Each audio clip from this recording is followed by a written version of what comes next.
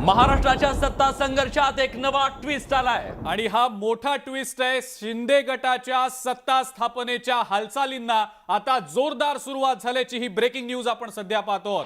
विधानसभा उपाध्यक्षांना शिंदे गटाचं पत्र गेलंय आणि या पत्रात शिंदे गटात असलेल्या सर्व आमदारांच्या सह्या नरहरी झिरवळ यांना देण्यात आल्यात। शिंदे गटाकडून संपर्क साधण्यात आलाय आणि आतापर्यंत वेट अँड वॉचच्या भूमिकेत असलेले एकनाथ शिंदे ऍक्शन मध्ये आलेत। शिंदे गटाने आता सत्ता स्थापनेच्या दृष्टीने पावलं उचलायला सुरुवात केली आहे आणि महाविकास आघाडी सरकारसाठी हा सर्वात मोठा धक्का मानायला हवा। अगदी खरंय, शिंदे गटानं सत्ता स्थापनेच्या हालचालींना आता जोरदार सुरुवात केल्याचं दिसतं आहे। नरहरी झिरवळ यांच्याकडे शिंदे गटानं आता पुन्हा एकदा पत्र दिल्याची माहिती मिळतीये। अजिंक्य, गुवाहाटी मधल्या हा फोटो, ज्या फोटो मध्ये आमदारांचं जोरदार शक्ती प्रदर्शन शिंदे गटाकडून करण्यात आलं होतं आणि तेव्हाच हे स्पष्ट झालं होतं की शिंदे गटाच्या हालचाली आता सरकार स्थापनेच्या दृष्टीने होत आहेत। कारण ते वाट बघत होते 2/3 जोपर्यंत आमदारांचा गट त्यांच्याकडे येत नाही तोपर्यंत सत्ता स्थापनेच्या हालचाली होणार नाहीत। पण आधी हा फोटो आला, जोरदार शक्ती प्रदर्शन आणि आता सत्ता स्थापनेच्या हालचालींना सुरुवात। अगदी खरं विलास, आणि ज्या पद्धतीनं आणखीही काही आमदार गुवाहाटीला रवाना होत असल्याच्या बातम्या सुद्धा येत असल्याच्या पार्श्वभूमीवर एकनाथ शिंदे यांच्या सोबत जे बंडखोर आमदार आहेत त्या आमदारांच्या संख्येत आणखी वाढच होणार असल्याचं दिसतंय।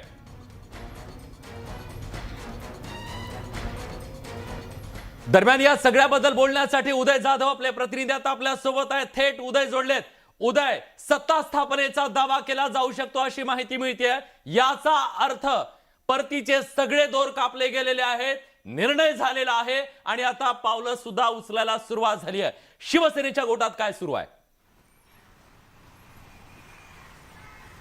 खरं तर शिवसेनेच्या गोटात कोणत्या सुरू आहे असा प्रश्न आता आपल्याला विचारावा लागेल, कारण शिवसेना खरी आता कोणाकडे हा प्रश्न निर्माण झालेला आहे। कारण 37 पेक्षा अधिक आमदार जे शिवसेनेचे अधिकृत आमदार ते शिवसेनेच्या एकनाथ शिंदे गटाकडे आहेत। त्यामुळे तो अधिकृत शिवसेना पक्षांचा गट आहे का असं आता विचारलं जात आहे आणि त्याच गटाकडनं आता सत्ता स्थापनेसाठी उपाध्यक्ष नरहरी झिरवळ यांच्याकडे देखील पत्र जे आहे ते पाठवण्यात आलेलं आहे आणि त्या पत्रामध्ये शिंदे गटातल्या सर्व आमदारांच्या सह्या, यामध्ये शिवसेनाच्या अधिकृत आमदारांच्या देखील सह्या, त्याचबरोबर अपक्ष आमदारांच्या देखील सह्या, अशा एकूण 46 आमदारांच्या सह्यांचं पत्र असलेलं जे आहे ते नरहरी झिरवळ यांच्याकडे देण्यासाठी शिंदे गटाकडनं संपर्क जो आहे तो करण्यात आलेला आहे आणि त्यानंतर आज रात्री किंवा उद्या जे आहे नरहरी झिरवळ यांना पत्र जे आहे तसं पाठवण्यात येईल आणि त्यानंतर राज्यपाल भगतसिंग कोश्यारी यांच्याकडे देखील सत्ता स्थापनेचा दावा करणारं जे आहे पत्र पाठवण्यात येईल आणि त्याला एकनाथ शिंदे यांच्याकडे जे काय 46 आमदार आहेत आणि त्यांच्याकडे वरिष्ठांकडे जे सांगण्यात येतं की आमची संख्या जी आहे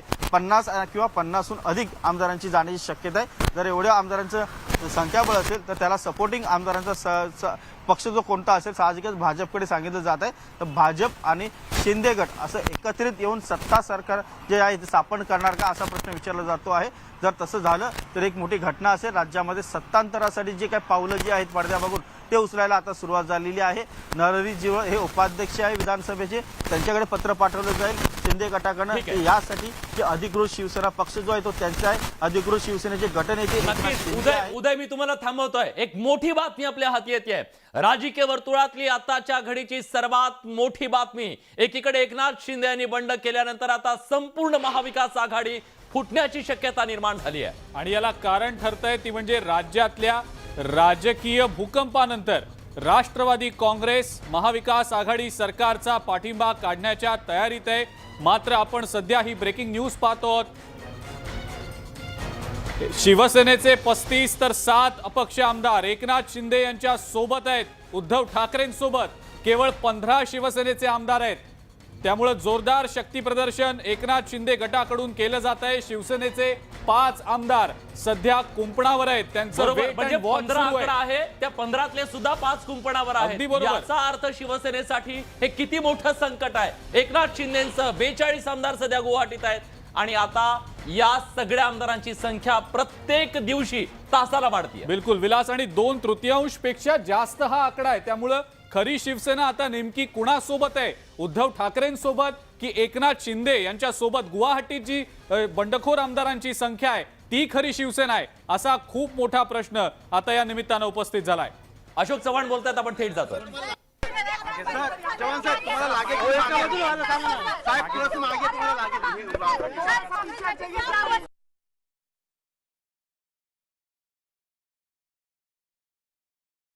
आणि चेहरा सांगत होता की किती मोठा तणाव सध्या महाविकास आघाडीच्या नेत्यांच्या चेहऱ्यावर आहे आणि त्यांचे चेहरे सध्या बोलतायत असं म्हणावं लागेल. बिलकुल. आणि संजय राऊत यांनी जे दुपारी ट्विट केलं होतं महाविकास आघाडीमधनं बाहेर पडण्याच्या अनुषंगानं, त्या ट्विट नंतर काँग्रेसच्या गोटात सुद्धा खळबळ माजलेली होती. काय नेमकं करावं हे काँग्रेसच्या नेत्यांनी सुद्धा ठरवायचं या उद्देशानं काँग्रेसची सुद्धा एक महत्वाची बैठक आज 5 वाजता होती. या बैठकीला काँग्रेसचे महत्वाचे नेते उपस्थित राहिलेले होते.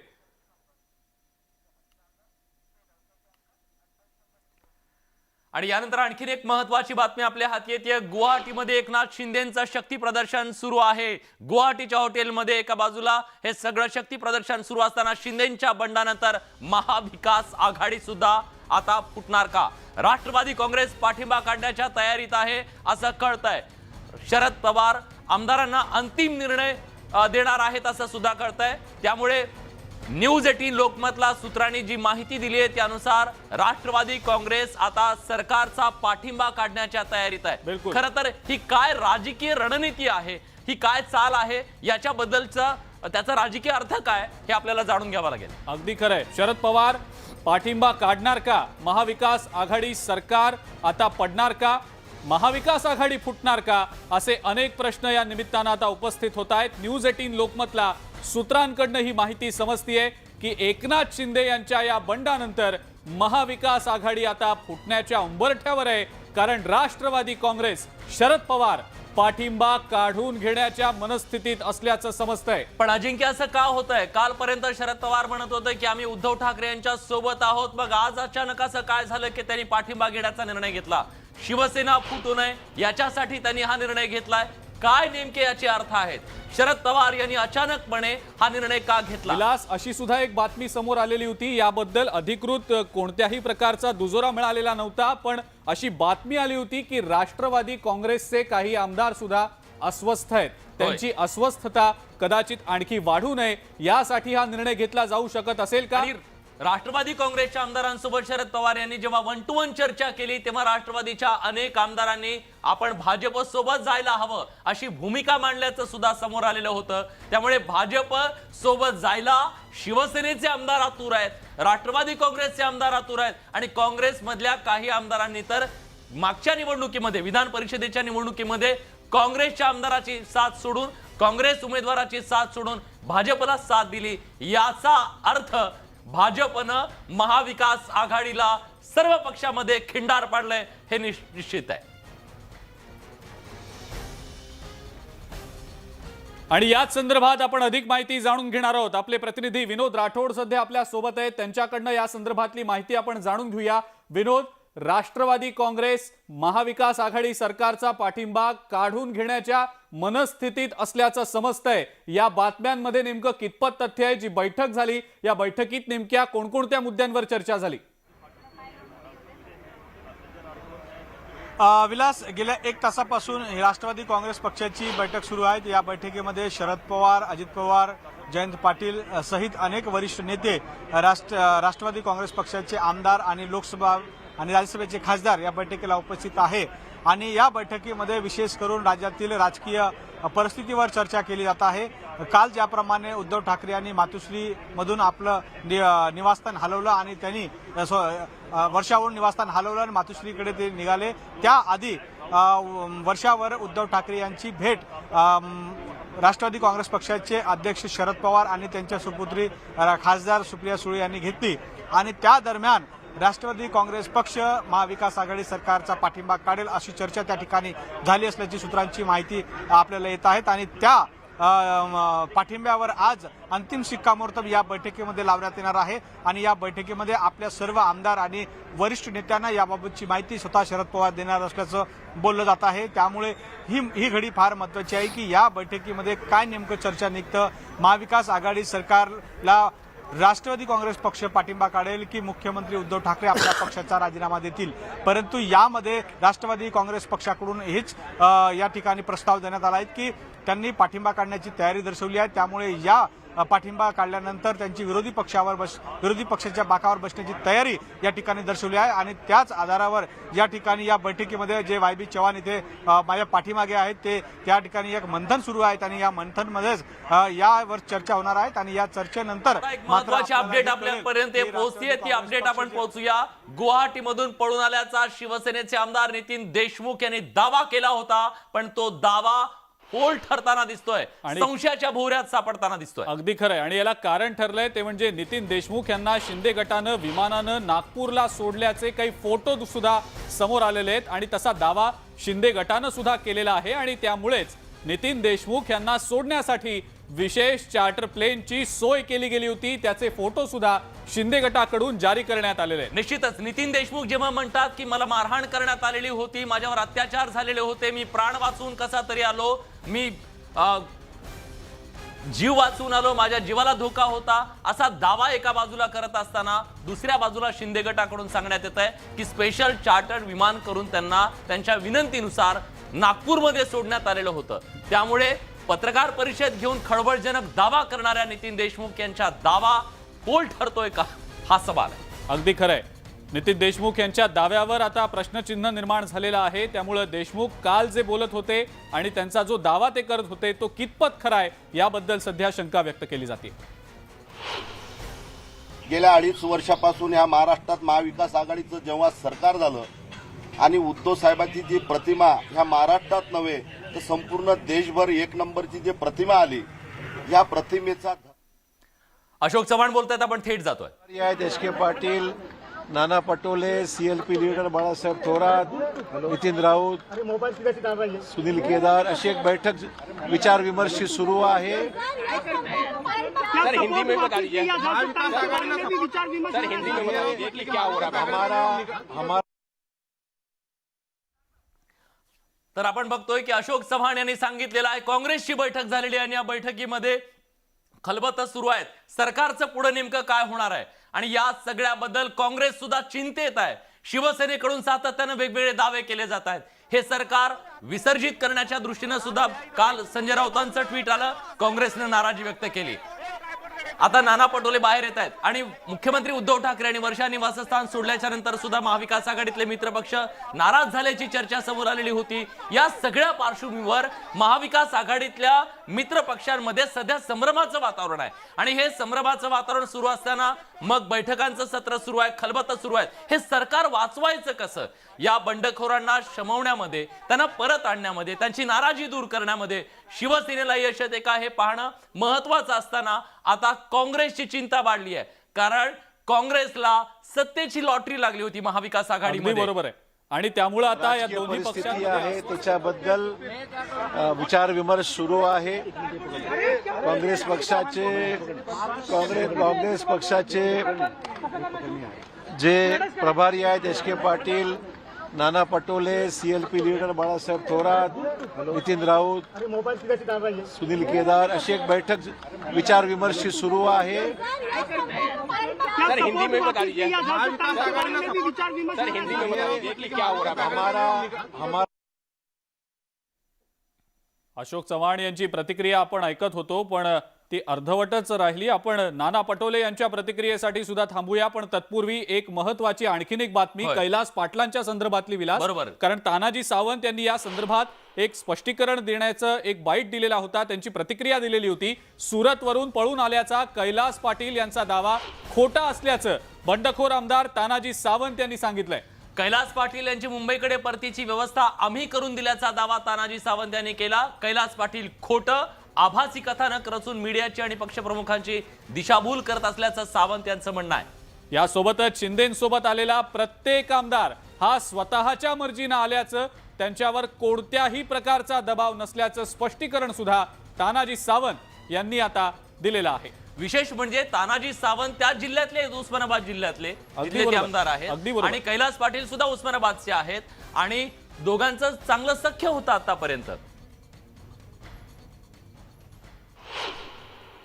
63 टोल नाक्यापर्यंत मला इकडून जी मुंबईकडनं साहेबांनी एका व्यक्तीला मला न्यायला पाठवलं होतं, ती व्यक्ती आली आणि ती व्यक्ती येईपर्यंत तो बिचारी उत्तर प्रदेशची होती, अनोळखी होती. खरं तर ते मला त्यावेळेस देवदूत म्हणूनच भेटले मला. मी त्यांच्यावर एक स्वतः उतरल्यानंतर सेल्फी सुद्धा काढला. मी त्यांना सांगितलं मी कोण आहे, फक्त मी त्यांना एवढं सांगितलं की मी अडचणीत आहे, मला तुम्ही मुंबई स्टेशन घेऊन जावा.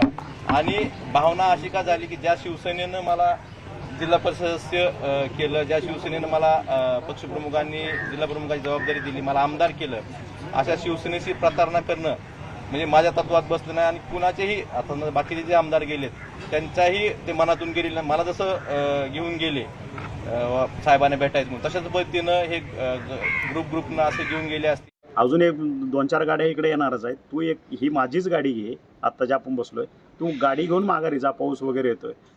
तो म्हणला नको सर तुम्ही ह्या गाडीत पुढे जा. मग त्या ठिकाणी जो आज तो मीडियाची दिशाभूल करतोय, स्वतःवरती किती अन्याय झाला किंवा जो. यानंतर आपण थेट जातोय काँग्रेसचे प्रदेशाध्यक्ष नाना पटोले बोलतायत. महाराष्ट्राचं राजकीय महाभारत जे केंद्रातल्या बसलेल्या भाजपच्या सरकारने जो निर्माण केलेला आहे, हे राजकीय महाभारत शमलं पाहिजे. आणि राज्याच्या जनतेला जी या अस्थिर व्यवस्थेमध्ये जे नुकसान होत आहे, राज्याच्या विकासाचं नुकसान होत आहे, ते थांबलं पाहिजे. ही भूमिका काँग्रेस पक्षाची आहे. महाविकास आघाडीचं सरकार हे कायम राहण्याच्या दृष्टिकोनातून आमचा विचार मंथन झालेलं आहे. जे काही संजय राऊतांचं स्टेटमेंट आलं त्याच्यावरची चर्चा झाली आणि एक रणनीतीच्या आधारावर त्या पद्धतीची एक भूमिका त्यांच्या पक्षात, कारण की ज्या पद्धतीनं शिवसेनेमध्ये फूट पाडण्याचा भाजपने जो प्रयत्न केला ते कसं समवता येईल त्यांचा प्रयत्न त्या माध्यमातून चाललेला आहे. महाविकास आघाडीचं सरकार हे कंटिन्यू चालेल आणि 5 वर्ष पूर्ण करेल. तुम्ही म्हणताय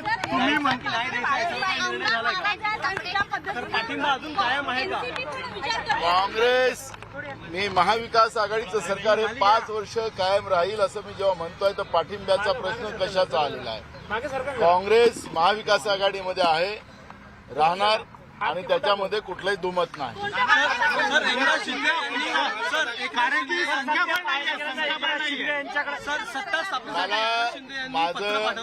मला एक मुद्दा असा आहे की गव्हर्नर महोदयांचंही याच्यावर लक्ष असेल. समजा महाराष्ट्रामध्ये अल्पमतात सरकार आलेली आहे, आता गव्हर्नर कोणाचं ऐकतं हे काय आम्हाला वेगळं सांगायची गरज नाही.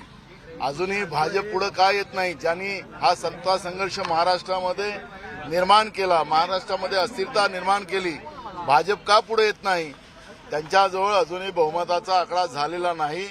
पण राज्यामध्ये ही अस्थिरता ठेवणं, जेव्हा पहाटेचं सरकार पडल्यापासून हा जो भाजपचा प्रयत्न आहे, त्यांनी हा मोठा भूकंप गुजरातमधून तो आता गुवाहाटीमध्ये घेऊन गेलेत आणि या पद्धतीनं राज्याचं नुकसान करण्याची भूमिका जी भाजपची आहे ते स्पष्ट येते. आकडे अजूनही उद्धव ठाकरेंच्या सरकारच्या बाजूने आहेत.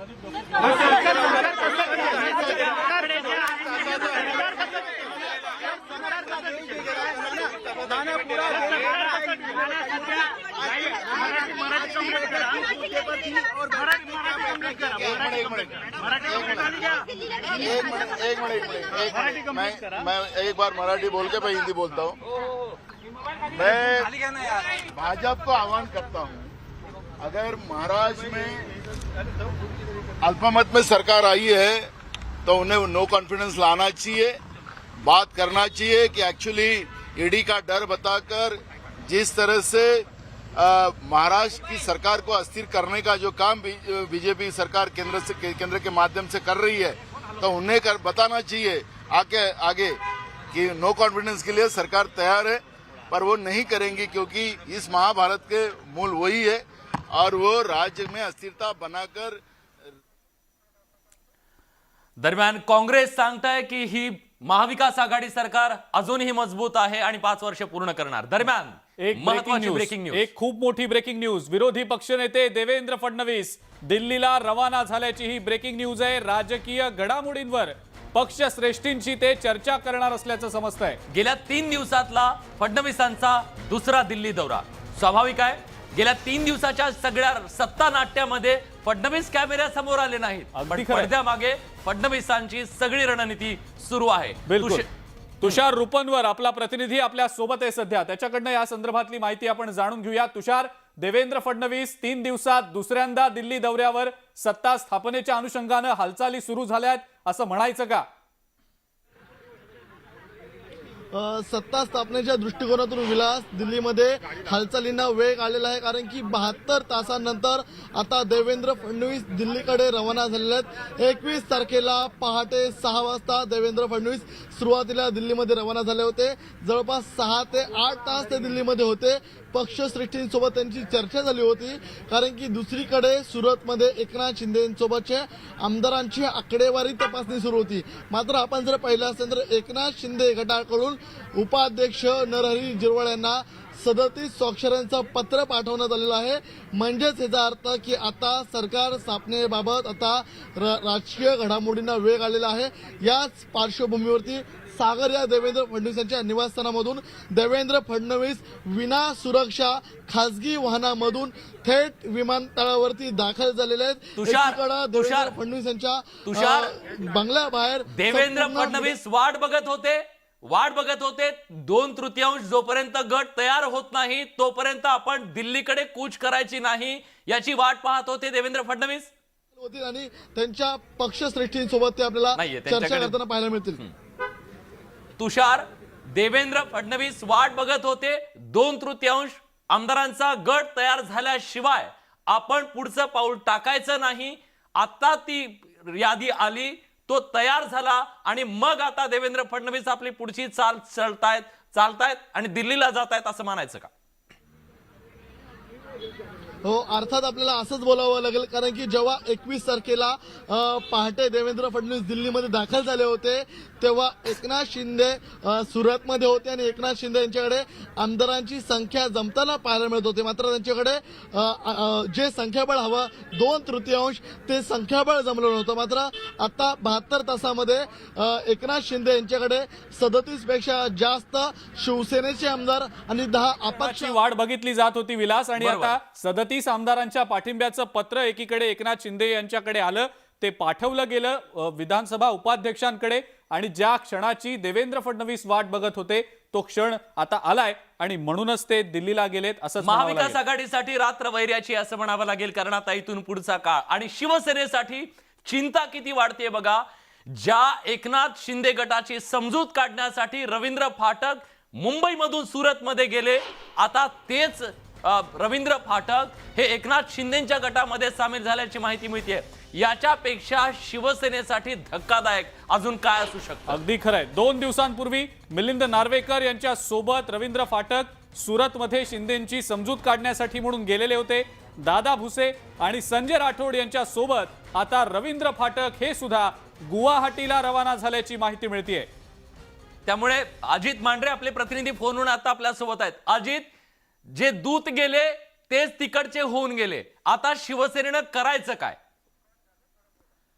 अजित यांच्याशी संपर्क तुटलाय, आपण पुन्हा एकदा त्यांना संपर्क करण्याचा प्रयत्न करूया. पण रवींद्र फाटक ज्यांना समजूत काढण्यासाठी मनधरणी करण्यासाठी पाठवलं गेलेलं होतं तेच आता ब्रेक नंतर तुमचं पुन्हा एकदा स्वागत. संकटात सेना, आणि हे आज संकटातून बाहेर पडण्यासाठी सुरू झालाय बैठकांचा सिलसिला. आणि आता याच संदर्भातली एक ब्रेकिंग न्यूज. फोडाफोडीच्या नाट्यानंतर आता शिवसेनेमध्ये बैठकांचा सिलसिला वाढल्याचं दिसतंय. मुंबईतले 4 आमदार शिंदे गटात गेल्यानं सेनेची चिंता वाढली आहे. मुंबई महानगरपालिका निवडणुका काही दिवसांवर आहेत, काही महिन्यांवर आहेत, आणि अशा वेळी मुंबई तरी किमान शाबूत आहे शिवसेनेची असं वाटत होतं. पण दादरचा आमदार जेव्हा जातो, मुंबईमधले आमदार जेव्हा जातात, तेव्हा शिवसेनेसाठी पायाखालची वाळू सरकणं काय असतं याची अनुभूती कदाचित त्यांना येत आणि असेल. कदाचित याच डॅमेज कंट्रोलसाठी म्हणून संध्याकाळी 7 वाजता सगळ्या विभाग प्रमुखांची मातोश्रीवर ही अतिशय महत्वाची बैठक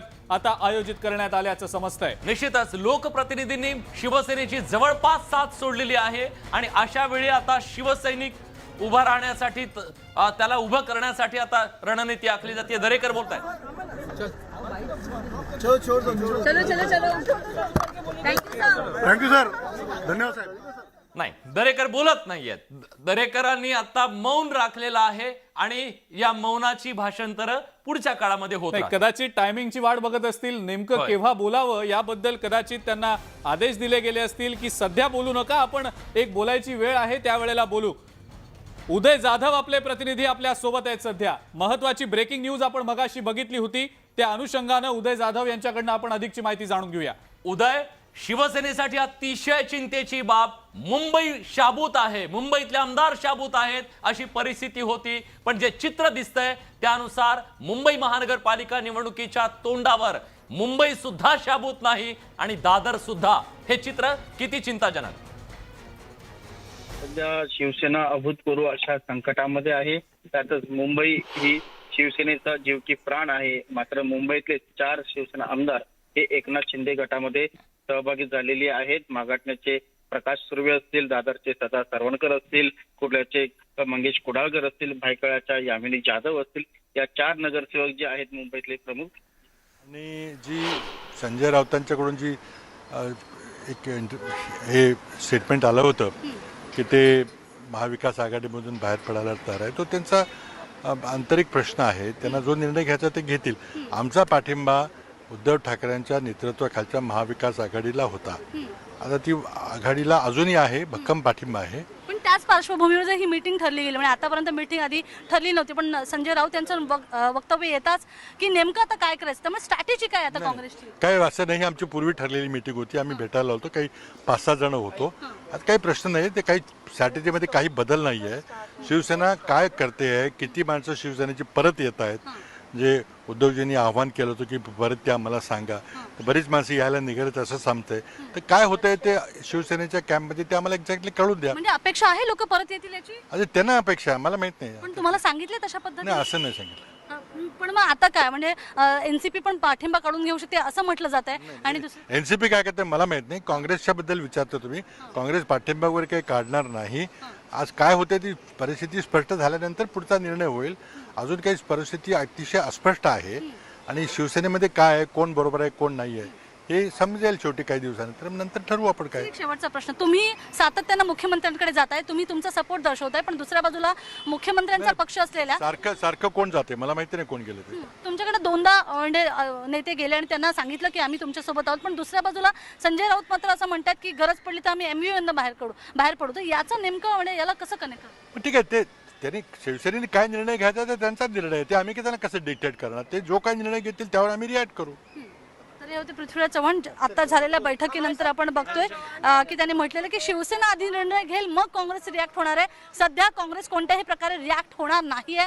सध्या काँग्रेस पाठिंबा काढून घेणार नाही.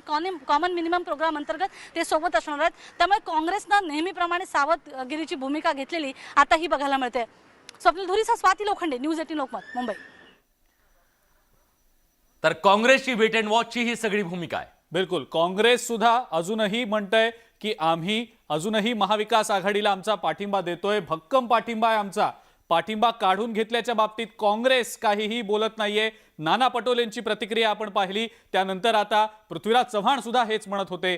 अंतर्गत विषय शिवसेनेचा, शिवसेनेनं त्यांच्या आमदारांना जर परत आणलं तर कदाचित परिस्थिती स्थिर होऊ शकेल, असंच पृथ्वीराज चव्हाणांच्या या प्रतिक्रियेवरून म्हणता येऊ शकेल. निश्चितच, पण आता जी परिस्थिती शिवसेनेमध्ये निर्माण झालेली आहे त्या परिस्थितीमध्ये एक चित्र दिसतंय.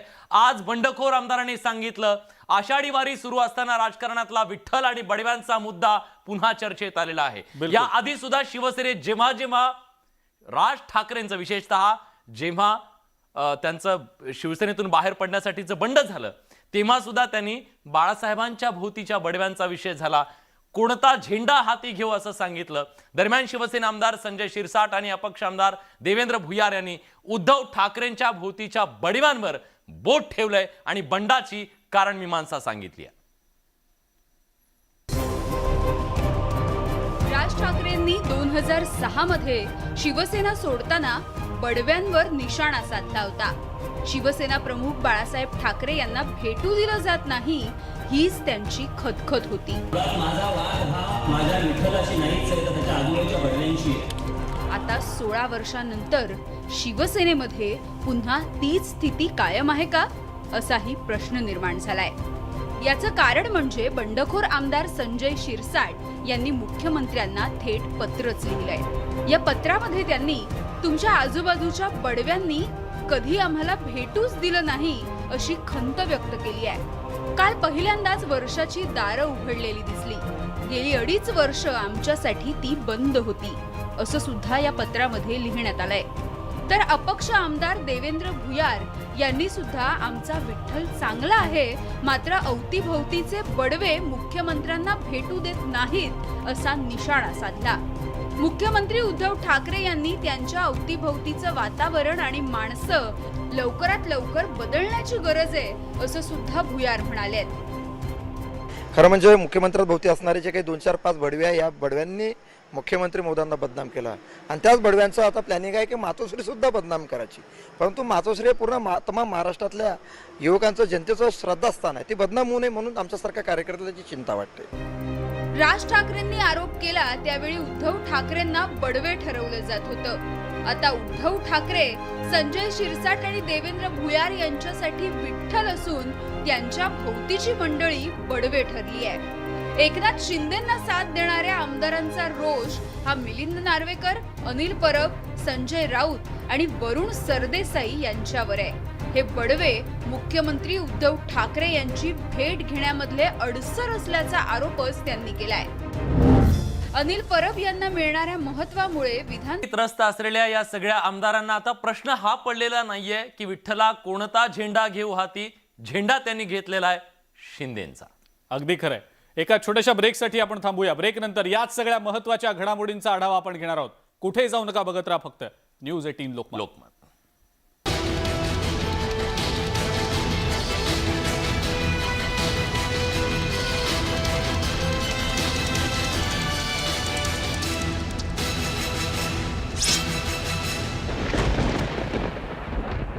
साहेबांची जी भूमिका आहे ती भूमिका घेऊन आम्ही राजकारण समाजकारण करणार। एकनाथ शिंदे यांनी हिंदुत्वाच्या मुद्द्यावर बंड केल्याचं सांगितलं, पण केवळ हिंदुत्व हे बंडाचं कारण नाही। विपरीत विचारधारेसोबत जुळवून घेतल्यामुळे अर्थात काँग्रेस आणि राष्ट्रवादीसोबत होणारी घुसमट, निधी वाटपावरून होणारा दुजाभाव, सेना आमदारांच्या मतदारसंघातल्या कामांमध्ये दिरंगाई, काँग्रेस आणि राष्ट्रवादीसोबत स्थानिक स्तरावर उडणारे खटके, मतदारसंघांमधलं घटतं राजकीय महत्त्व, किमान समान कार्यक्रमामुळे दाबला जाणारा आवाज अशी अनेक कारणं त्यामागे आहेत। अशा अनेक कारणांमुळे शिवसेनेच्या आमदारांमध्ये नाराजी होती, जी वेळोवेळी व्यक्त होत गेली। पण मुख्यमंत्री उद्धव ठाकरे यांच्याकडून शिवसेनेच्या आमदारांच्या या नाराजीची हवी तशी दखल घेण्यात आली नाही।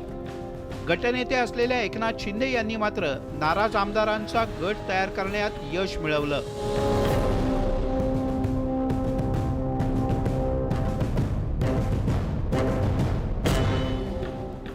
दुसरीकडे केंद्रीय तपास यंत्रणांच्या चौकशांनी देखील शिवसेनेच्या अनेक नेत्यांच्या नाकी नवलेत। प्रताप सरनाईक यांना केंद्रीय तपास यंत्रणांनी अक्षरशः बेजार केलं। यशवंत जाधव आणि त्यांच्या पत्नी आमदार यामिनी जाधव यांच्यावर मालमत्ता जप्तीची कारवाई झाली। कर्जतमधील जमीन घोटाळ्यात महेंद्र थोरवे यांच्या मागे ईडीचा ससेमिरा लागण्याची शक्यता आहे। अशा अनेक प्रकारच्या चौकशांच्या फेऱ्यात असलेल्या आमदारांनीही ठाकरे यांची साथ सोडत भाजपला पाठिंबा देण्याचा आग्रह धरणाऱ्या एकनाथ शिंदे यांचा माग धरला। अभी यहाँ मौजूद है।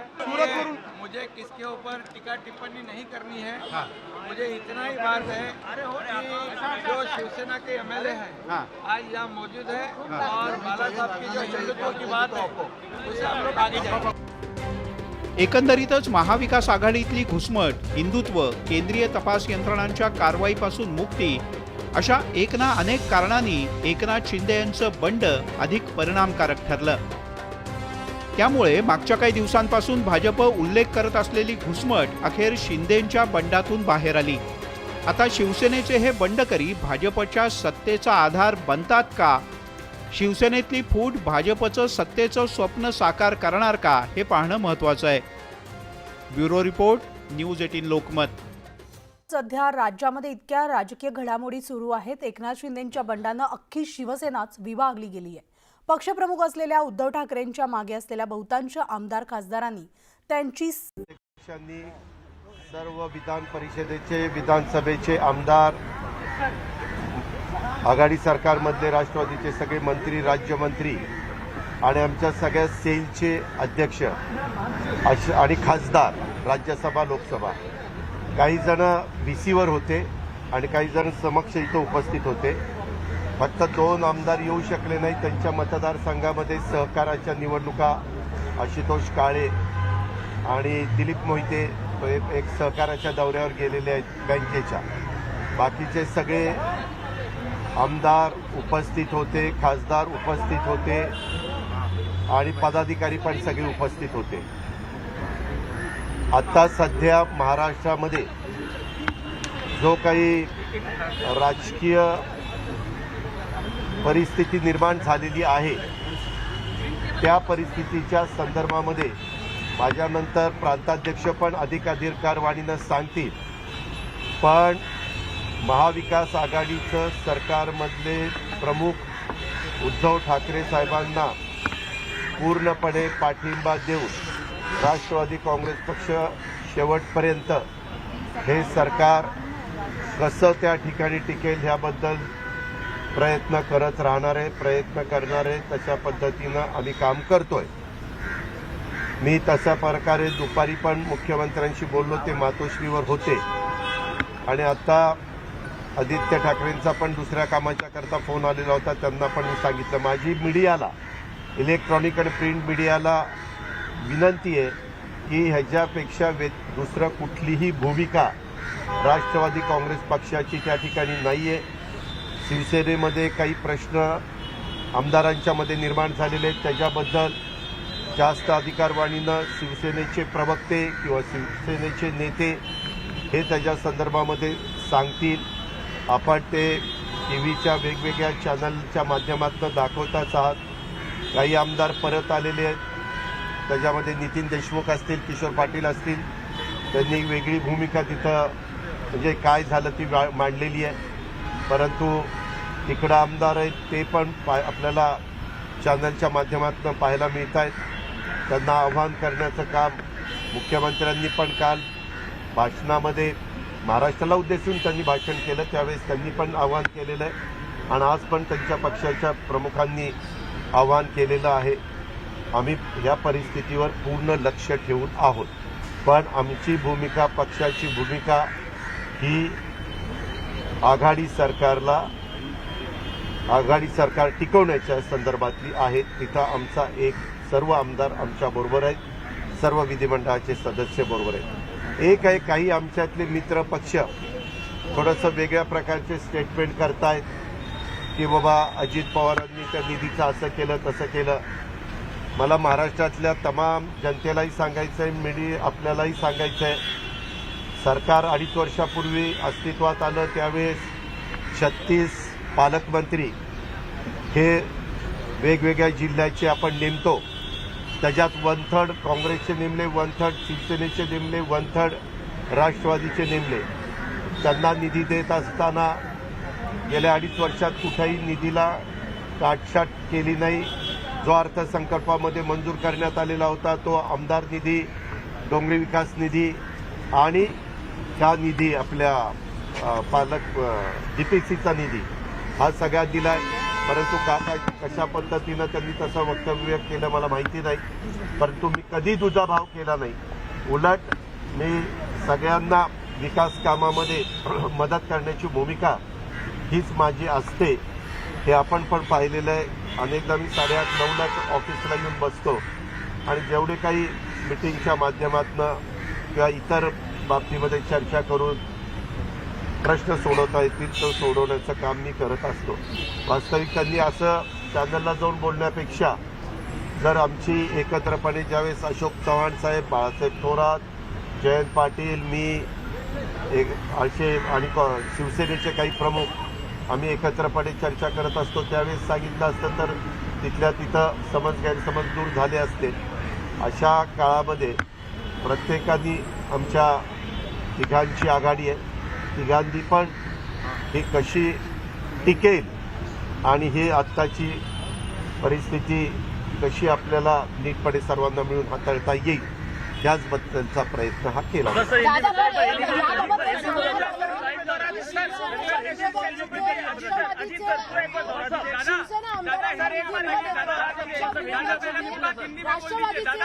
त्यांना निधी देण्यात आला. अजित पवारांनी आम्हाला दिला.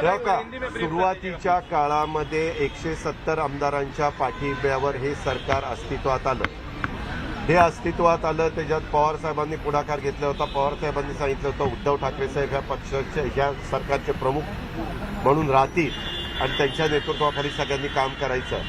जो मतदारसंघ ज्या पक्षाच्या वतीनं जो आमदार निवडून आलेला आहे त्यांच्या मतदारसंघामध्ये त्यांना आपण डिस्टर्ब करायचं नाही आणि अशाच पद्धतीनं आम्ही भूमिका त्या ठिकाणी घेतलेली होती.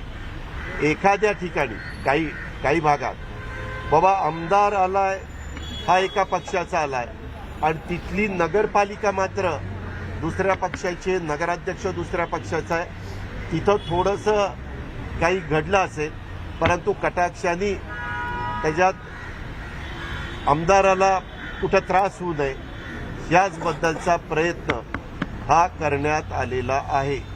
हे मी अतिशय स्पष्टपणे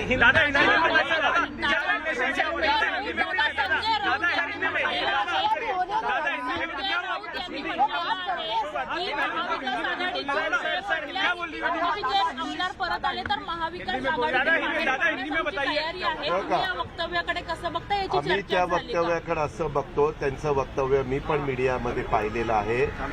त्यांच्या नेतृत्वाखाली त्या पक्षाच्या आम्ही सरकारमध्ये गेलेलो आहे. शेवटी ते सरकार टिकवण्याची जबाबदारी आमच्या तिन्ही पक्षाची आहे. आता त्यांनी ते वक्तव्य का केलं हे त्यांना स्वतःला माहिती. त्यांनी जरी तसं वक्तव्य केलेलं असलं तरी आम्हाला त्याच्यावर टीका टिप्पणी करण्याचं काही कारण नाही. आता आम्ही सगळ्यांनी समंजस भूमिका घेऊन हे व्यवस्थित कसं ह्याच्यातून आपण बाहेर पडू याचबद्दलचा प्रयत्न हा झाला पाहिजे असं माझं मत.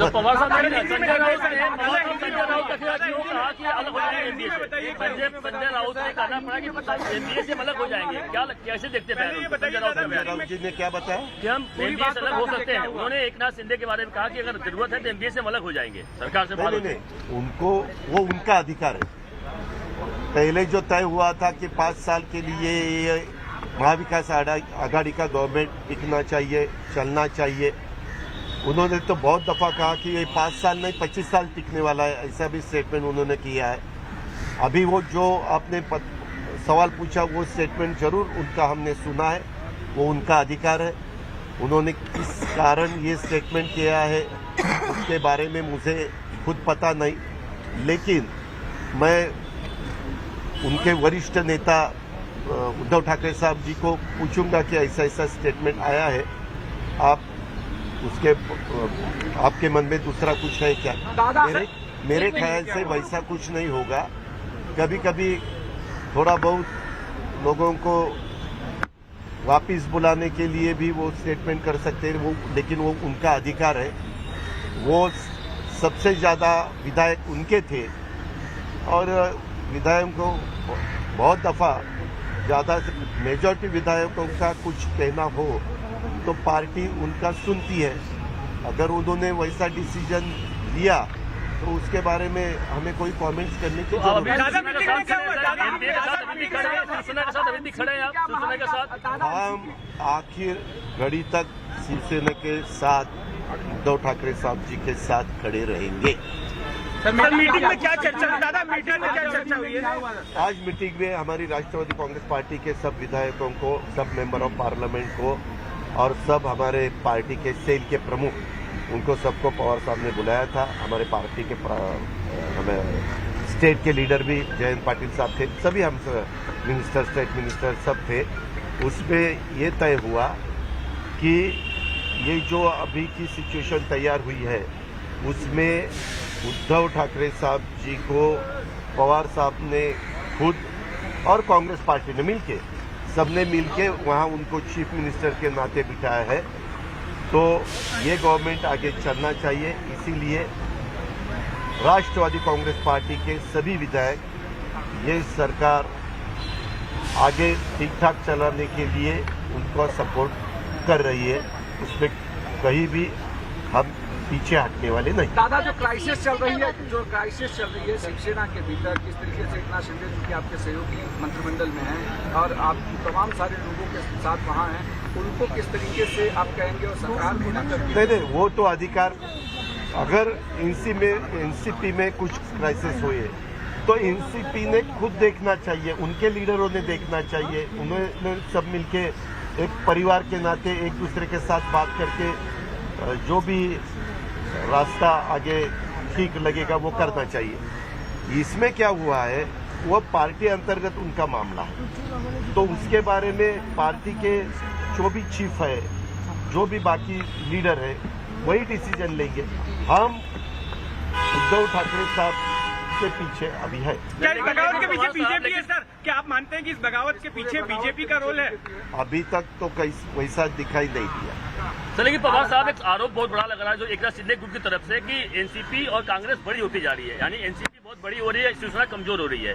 वैसा उन्होंने उनके पार्टी के प्रमुख जी को बताना चाहिए था, सीएम जी को, या हमारी जो कभी कभी मीटिंग रहती थी कांग्रेस, राष्ट्रवादी कांग्रेस और शिवसेना के दो लोग हम बैठते थे, तब उन्होंने ये सवाल उठाना था कि ऐसा ऐसा है। कभी कभी एक पार्टी चलाने के वक्त भी कभी कभी पार्टी में एक दूसरे को कुछ ना कुछ मतभेद हो जाते हैं। ये तो 3 पार्टियां थी, तो कुछ गड़बड़ हुई तो अगर बताए तो उसमें से रास्ता निकाल सकता था। निशाने पर आप क्यों हैं? फंड्स को लेकर बात हो रही है तो कहा जा रहा है कि एनसीपी के जो वित्त मंत्री थे फंड्स नहीं दे रहे थे, उधर के शिवसेना के लोग भी कह रहे हैं, कांग्रेस के मुखिया नाना पटोले भी कह रहे हैं कि फंड्स का डिस्ट्रीब्यूशन सही से नहीं। आपको मीडिया सबको मालूम है, जो भी बजट हम पेश करते हैं हर साल, मैंने तीसरा मेरा बजट था, वो पूरा बजट कैबिनेट के सामने जाता है, कैबिनेट सब वो देखती है और उसके बाद कैबिनेट उसको बोलती है कि ये मंजूर है, और फिर असेंबली में जाता है और काउंसिल में भी और असेंबली भी दोनों भी जाता है, और वहाँ मेजॉरिटी से वो मंजूर हो जाता है। और फिर हर एक डिपार्टमेंट का जो फंड है वो मेरे हाथ में नहीं रहता, ट्राइबल का फंड ट्राइबल के मिनिस्टर के पास चला जाता है हर महीने। उसका साल का पूरा उनका बजट समझो 15,000 करोड़ है, तो 15,000 करोड़ के हिसाब से हर महीने 1,000-1,200 करोड़ 1,000-1,200 करोड़ ऐसे उनके पास पैसा चला जाता है, और वो उनके जो भी काम है वो काम उसमें से कर देते हैं। इसीलिए वो मैं रुकवा नहीं सकता। ये सामाजिक न्याय का फंड हो या अलग इरिगेशन डिपार्टमेंट हो, पीडब्ल्यूडी डिपार्टमेंट हो, यूडी डिपार्टमेंट हो, हर एक डिपार्टमेंट का फंड्स उनके हाथ में चला जाता है। फिर वो कैसा देने का वो अधिकार तो मिनिस्टर का है। और डीपीसी का वो जो फंड है वो गार्डियन मिनिस्टर के पास चला जाता है। गार्डियन मिनिस्टर, वहाँ के कलेक्टर और बाकी के मेंबर ऐसे सब बैठकर उसके बारे में पवार साहब, एक बहुत बड़ा एक बड़ा मुद्दा जो है हिंदुत्व के मुद्दे को लेकर, क्योंकि एकनाथ शिंदे कह रहे हैं कि हिंदुत्व के मुद्दे पे एनसीपी कांग्रेस साथ नहीं आ सकती। क्या हिंदुत्व को सपोर्ट करते हैं आप लोग? नहीं, हमने जो भी ये गवर्नमेंट हमारा तैयार हुआ उसमें क्या है, कांग्रेस और एनसीपी ये सेक्युलर का विचार करने वाली पार्टियां हैं, और शिवसेना का आपको पता है। लेकिन हमने ये तय किया कि जो इशू पूरे अपने स्टेट के डेवलपमेंट के हिसाब से ठीक है उसमें ज़्यादा ध्यान देके वही इशू आगे चलाने के, और ऐसा 2.5 साल हमने काम किया, और जो भी उनको कुछ लगता था वो उनके पार्टी के प्लेटफॉर्म के ऊपर उनका स्टेटमेंट निकलता था। दादा, हे सगळं जे काही घडलंय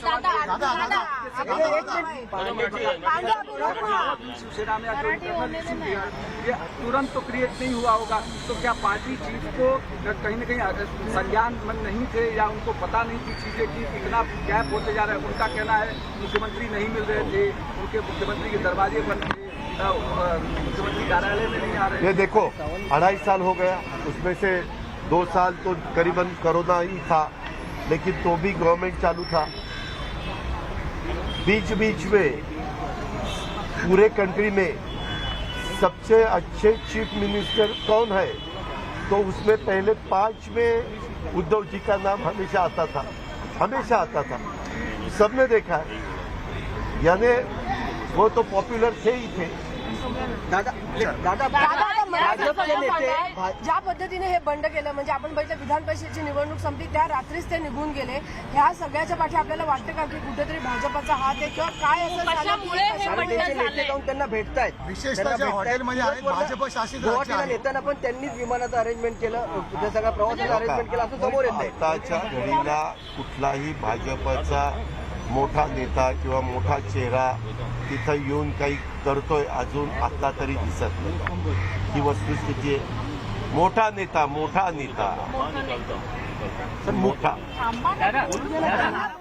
अजित पवारांची ही पत्रकार परिषद सध्या सुरू होती, आपण बघितलं। यानंतरची एक ब्रेकिंग न्यूज आता आपण बघणार आहोत। आम्ही एकनाथ शिंदेंसोबतच आहोत अशा घोषणा देतानाचा बंडखोर आमदारांचा एक व्हिडिओ आता पुन्हा एकदा समोर येताना दिसतोय। एक मतानं आमचे सर्व अधिकार, जो निर्णय घ्यायचा आहे तो सर्व एक मतानं आम्ही आमचे गटनेते एकनाथजी भाऊ शिंदे यांना देत आहोत।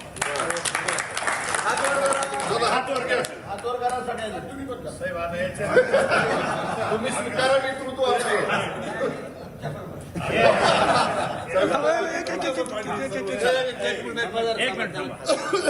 एकच आहे, जे काय सुख दुःख आहे हे आपल्या सगळ्यांचं एक आहे, बरोबर। काही असेल तर आपण एकजुटीने किती काही येऊ द्या, आपलाच आहे। मला तर तुम्ही जे म्हणालात ते नॅशनल पार्टी आहे, ते महाशक्ती आहे, ज्यांनी अख्ख्या पाकिस्तान म्हणजे काय परिस्थिती होती माहित नाही। तर याच्यामध्ये त्यांनी मला सांगितलेलं आहे, तुम्ही जो हा निर्णय घेतलेला आहे हा देशातला ऐतिहासिक निर्णय आहे। तुमच्या मागे आमची पुरी शक्ती आहे, कुठेही काही लागलं तर कधी कमी पडणार नाही। याची प्रचिती आपल्याला जेव्हा जेव्हा आवश्यकता भासेल तेव्हा तेव्हा सगळ्यांना येईल।